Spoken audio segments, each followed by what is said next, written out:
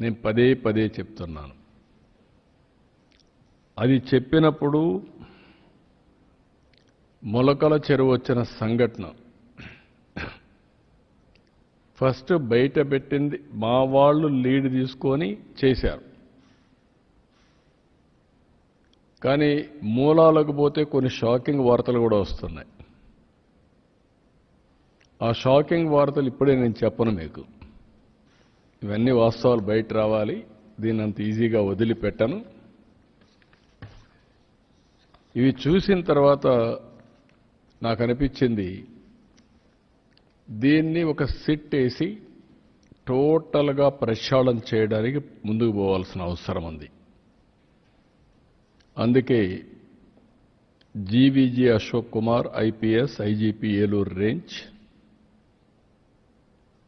Rahul Dev Sharma IPS director enforcement prohibition and excise,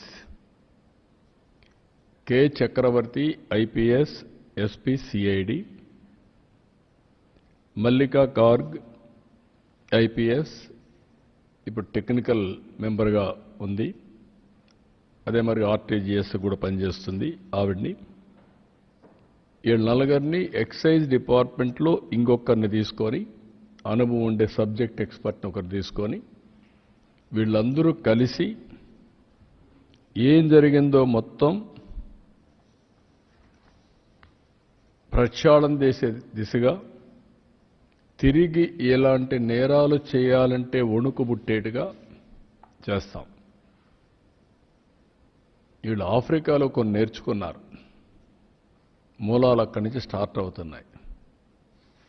ఆఫ్రికాలో నేర్చుకునింది ఇక్కడ ఆంధ్రప్రదేశ్లో అమలు చేయాలని కూడా చూస్తున్నారు.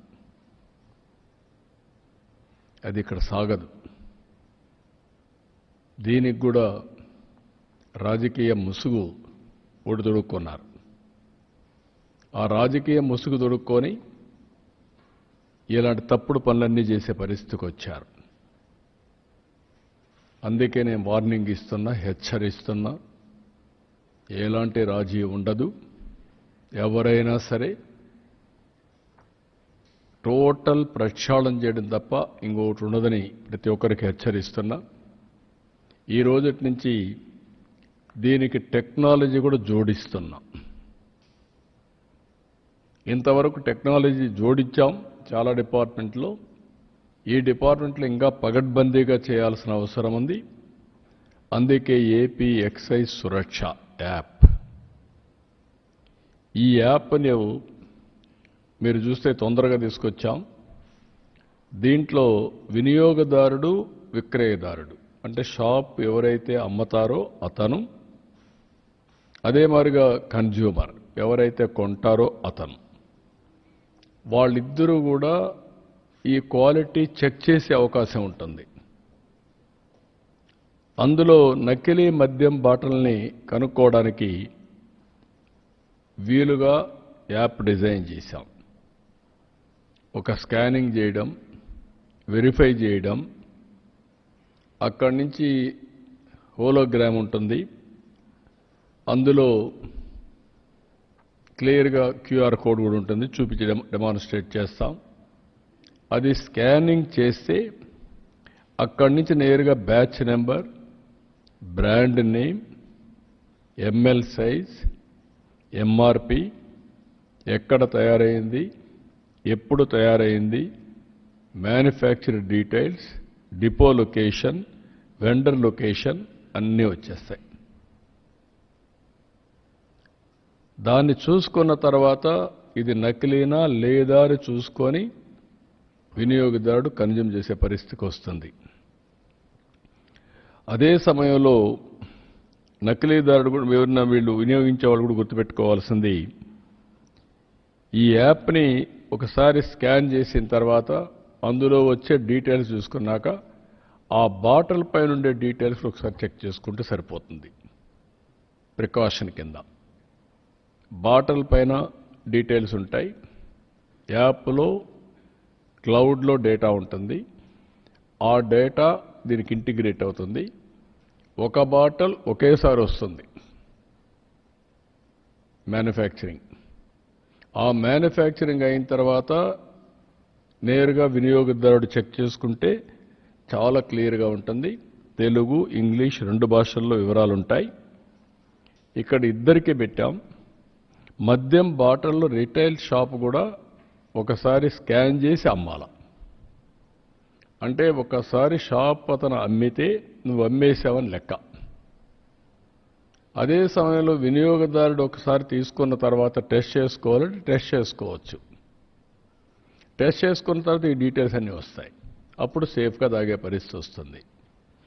మూడోది, ఈ బాటిల్స్ ఆ షాపులో అమ్ముతారు కాబట్టి ఇప్పుడు బెల్ట్ షాపులు ఉండడానికి వీల్లేదు. ఇంకా ఎక్కడ అమ్ముతాడో అక్కడ జియో ట్యాగింగ్ అయిపోతుంది. ఈ షాపులో ఉండే మద్యం ఇంకెక్కడన్నా అమ్మితే ఆ జియో ట్యాగింగ్ వస్తుంది. కాబట్టి ఇక్కడే అమ్మాలి. ఇక్కడ అమ్మినప్పుడు అక్కడ కూడా వాళ్ళకు వెసులుబాటు ఇవ్వడానికి రోడ్డు మీద తాగి లేనిపోని న్యూసెన్స్ ఉందని ఈరోజు పక్కనే పర్మిట్ రూమ్ ఇచ్చాం. దాని డబ్బులు కట్టుకుంటూ అక్కడే తాగేదానికి అవకాశం ఇచ్చాం. అక్కడే తాగొచ్చు, వెళ్ళిపోవచ్చు న్యూసెన్స్ లేకుండా. అదే సమయంలో ఇక్కడ తీసేపోయి వేరేది ఇక్కడ అమ్మితే కూడా నేరం. I'm very clear on that. కాబట్టి ప్రతి ఒక్క వినియోగదారు ఎవరైతే అమ్ముతాడో అమ్మే వ్యక్తి దీన్ని స్వాప్ చేసుకుంటాడు. ముందు స్వాప్ చేస్తే ఆ షాప్ నుంచి అది అమ్మేసినట్లు లెక్క. ఎవరైతే కొంటాడో అతను కొన్న తర్వాత ఒకసారి స్వాప్ చేసుకొని ఏ బ్యాచ్లో వచ్చింది ఆ డీటెయిల్స్ చూసుకునే అవకాశం వస్తుంది. ఆ డీటెయిల్స్ చూపిస్తాం మీకు. అప్పుడు ఇంకా డౌట్ లేదు. పలాని రోజున మ్యానుఫ్యాక్చరింగ్ టైం కూడా ఉంటుంది దాంట్లో. మ్యానుఫ్యాక్చరింగ్ డే, టైం, బ్యాచ్, అదే మరి ఏ మ్యానుఫ్యాక్చరర్, ఏ ప్లేస్లో మ్యానుఫ్యాక్చర్ చేశారు, ఎవ్రీథింగ్ ఉంటుంది. ఇంకా ట్రేసబిలిటీ అండ్ సర్టిఫికేషన్ 2 ఉంటాయి. I'm telling. సర్టిఫికేషన్ అంటే క్వాలిటీ సర్టిఫికేషన్, ట్రేసబిలిటీ అంటే ఎక్కడి నుంచి వచ్చింది.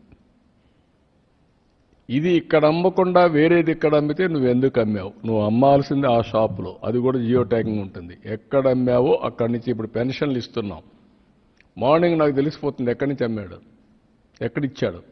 ఇంటి దగ్గర ఇచ్చాడా, వర్క్ ప్లేస్ అంటే నరేగా పనులు చేసి అక్కడిచ్చాడా, హాస్పిటల్లో ఉంటే హాస్పిటల్లో ఇచ్చాడా, లేకపోతే వృద్ధాప్య హాస్టల్లో ఉంటే అక్కడిచ్చాడా, దివ్యాంగులు ఉంటే ఎక్కడ హాస్టల్లో ఉంటే అక్కడిచ్చారా, అన్ని డీటెయిల్స్ వస్తాయి. Same thing, they are eligible only to sell from shop. No belt shop is allowed. Belt షాప్లో కానీ అమ్మితే బెల్ట్ తీస్తాం.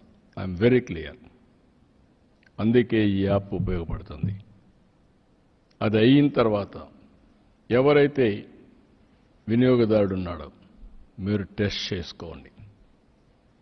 ఇటీవల కాలంలో ఈ కుట్రలో భాగంగా మీరు ఒకసారి ఆలోచిస్తే శవ రాజకీయాలు చేయడం చాలా పెద్ద అలవాటు వీళ్ళకు. తండ్రి చనిపోతే 5 ఏళ్లు శవ రాజకీయాలు చేశారు. ఆ తర్వాత 30,000 మంది అనారోగ్యం పాలై నాసిరకం వస్తే కనికరం లేకుండా ప్రవర్తించారు.